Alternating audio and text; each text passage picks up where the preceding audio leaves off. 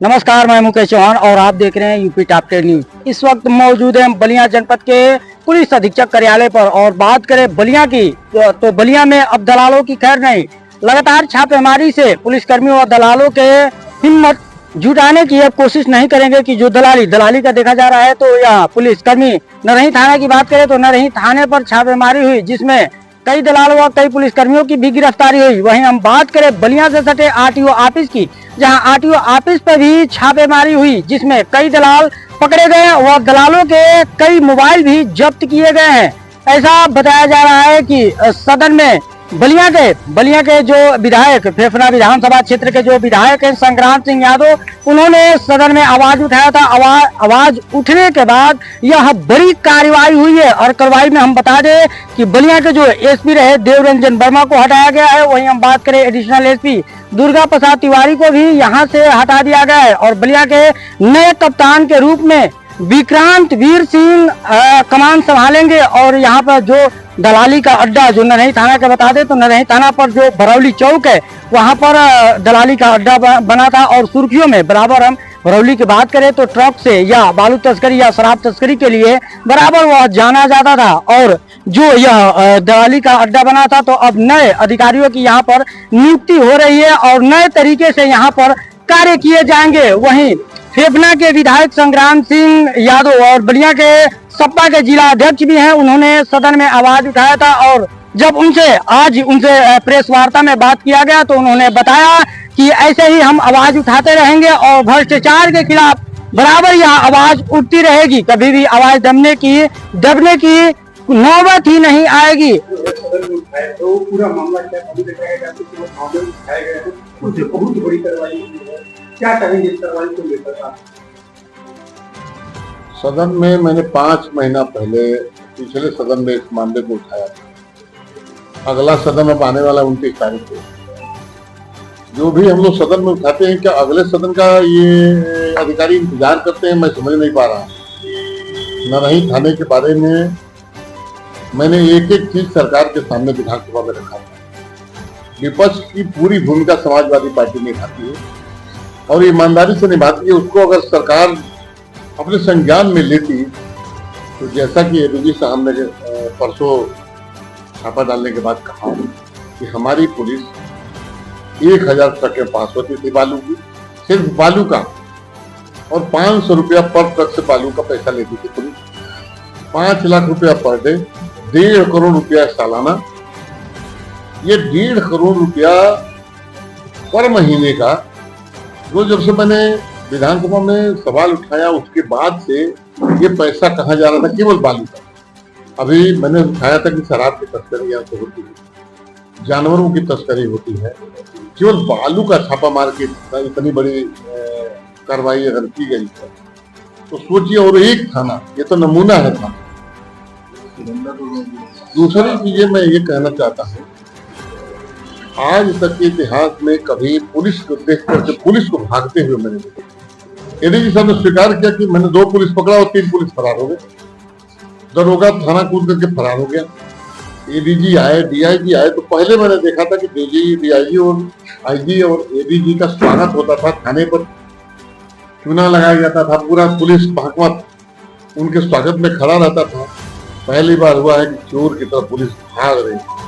अभी आपने कहा कि ये तो नमूना था, कुछ और भी थाने हैं, तो और कौन से थाने और बॉर्डर के जितने थाने हैं आपके पास बलिया जनपद के, कितना पैसा जनता का वसूला, ये जनता का पैसा जो पुलिस ने वसूलने का काम किया।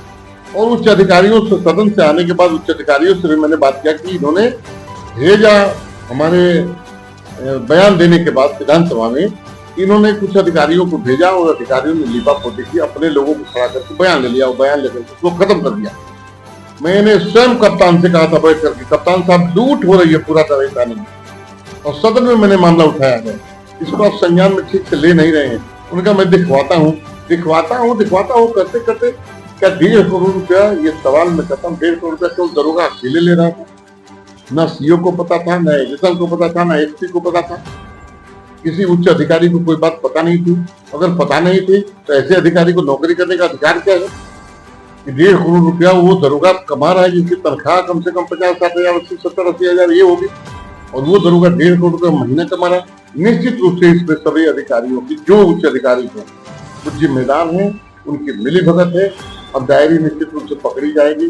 लीपा पोती अगर सरकार नहीं कर रही तो सरकार एक और बात मैं कहना चाहता हूँ। गंगा के किनारे, घाघरा के किनारे, बॉर्डर के हमारे थानों के पास ये शराब के गोदाम क्यों खोले गए? उन शराब के गोदामों से पहले कितना खपत होती थी, उन दुकानों से कितना खपत होती थी पहले, और आज ये खपत कई गुना बढ़ के चली गई। एक पत्रकार ने हमने बधाई देना चाहता, पूछा एडीजी साहब से कि सर ये शराब की तस्करी बैरिया थाने से हो रही है, तो बैरिया के शायद एसओ को लाइन हाजिर किया। ये कार्रवाई बहुत छोटी है। जनता का पैसा इतना लूटने वाले लोग, मैं 6 महीने की बात करता हूँ, 6 महीने की बात करता हूँ, जितना पैसा इन लोगों ने लूटा है 3 से 4 करोड़ रुपया पर महीना। वो तो 1.5 करोड़ को दे के बालू पर देख के गए हैं। शराब और जानवर का तो उनको पता नहीं, बालू के खनन का पता नहीं, फर्जी बालू खनन, सारी सड़कें हमारी तोड़ दी जा रही हैं। मैं नहीं, थाने की स्थिति ये थी, मैंने कहा था कप्तान से कि दूल्हा अगर चलता था शाम को तो सवेरे शादी में अपने 5 बजे पहुंचता था। कोई ट्रेन पकड़ने चलता था, शाम को जाना पड़ता था, सवेरे अगर ट्रेन होती थी। कई लोग मर गए उस जाम में फंस करके, और अब जाके कार्रवाई हुई। ये छोटी सी कार्रवाई है। क्या लगता है इस तरह का खेल ये कब से हो रहा है? ये खेल लगातार चल रहा है जब से ये सरकार है। मैं तो विधानसभा में जब मैं लोगों ने चुना तो मैंने इस सवाल को उठाने का काम किया, वरना उठाने के लिए मना ही थी, लोग मना करने वाले लोग थे, इस तरह के सवाल न उठाए जाए। और मैंने उठाया इसको, और सरकार को जब कोई विधायक सदन में उठाता है उसका संज्ञान लीजिए। और अक्षरशः सत्य हुई मेरी बात, तो सोचिए कि अगर ये बात कितने दिनों से चल रहा था, तो ये कितना पैसा बलिया जनपद ऐसे कई थाने हैं जिसमें ऐसा कार्रवाई होनी चाहिए। मैं तो कहता हूँ बलिया जनपद के थानों पर बहुत से जनप्रतिनिधि फोन करते होंगे। मेरे संज्ञान में स्वयं कितने मामले हैं कि गरीब आदमी जाता है, जो दोषी होता है उसको थाने पर पता चलता है कि थाने पर पहले से बैठा हुआ है दोषी आदमी, और निर्दोष को थाने में बंद कर दिया जाता है और पैसा लेकर के दोषी को वहां से छोड़ दिया जाता है। ये घटनाएं आपके सामने भी आती है, हमारे प्रेस के लोग भी बात उठाते हैं, कुछ सुनने वाला नहीं है।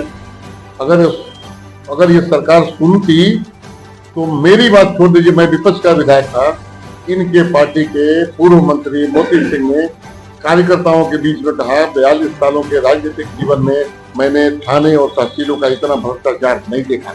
अभी एक हमारे साथी जो हमारी तेरही कर रहे थे वो गए, वो कह रहे थे अभी तो ये हफ्ता हुआ होगा, उनका बयान था, उनका भाषण बाहर आया, तो उन्होंने कहा कि थाने और तहसील पर कोई सुनने वाला नहीं है भारतीय जनता पार्टी के पदाधिकारियों का, भारतीय जनता पार्टी के नेताओं का, और बिना पैसा लिए कोई काम नहीं हो रहा है। साथियों, जब सत्ता पक्ष के लोग कह रहे हैं, मैंने कहा जो बात तेरे ही कर रहे थे, जो साइकिल का ताला बंद करा रहे थे, उन्होंने बयान दिया था, भाषण दिया था, उनका भाषण आया था, मैंने सुना है, कोई सुनवाई नहीं हो रही, सत्ता पक्ष की सुनवाई नहीं हो रही है। तो सोचिए हम विपक्ष में बैठ करके अपनी बात रख सकते हैं और सरकार को बस्ती है, बिहार के बादल को छुट्टी है। एक नरही थाना है हमारा इस राम राज्य में, नरही का प्रभारी स्वयं तस्करी कराता है, शराब की तस्करी कराता है, अवैध बालू का खनन कराता है, और जो बालू गरीबों के लिए उपलब्ध होता है मकान बनाने के लिए बिहार से आता है, इसमें पुलिस का टैक्स लगा करके, और कहता है मुझे कोई हटाने वाला नहीं है, क्योंकि मैं तो इससे से ऊपर तक पैसा देता हूँ। वो किसको देता है वो जाने, दरोगा जाने और ऊपर के लोग जाने। तो मैं आपसे मांग करना चाहता हूँ, इस तरह के टैक्स न लगा करके गरीबों की सहूलियत पैदा की जाए ताकि वो अपने मकान बना सके। और आज जो हमारे साथी ये सवाल उठा रहे हैं बलिया का लेकर के, आपको जानकारी होगी कि समाजवादी पार्टी के विधायक संग्राम सिंह, उन्होंने विधानसभा में इस बात को रखा था। तो ये एक जगह के भ्रष्टाचार का तो खुलासा हुआ है। उत्तर प्रदेश के न जाने किस किस कोने में कितने बड़े पैमाने पर भ्रष्टाचार चल रहा है, और जो लोग ये होर्डिंग भी पढ़ेंगे या जो हेडलाइन अखबारों में छपी है, बड़ी मुश्किल से ऐसी हेडलाइन अखबारों में मिलती है पुलिस ही डाकू। बड़ी मुश्किल से अखबारों की हेडलाइन ये मिलती है, पुलिस ही डाकू हर दिन 15 लाख वसूल रही है। सोचिए आप, अगर अखबार ये मजबूरी में लिख रहा है कि वो परेशान होकर के लिख रहा है, और मुझे ऐसा लग रहा है कि हमारे अखबार के लोग भी अब अपनी जिम्मेदारी निभाने लगे हैं। ऐसे ही हर छोटी बड़ी तमाम खबरों के लिए जुड़े रहे बलिया से मैं Mukesh Singh Chauhan, UP top 10 news.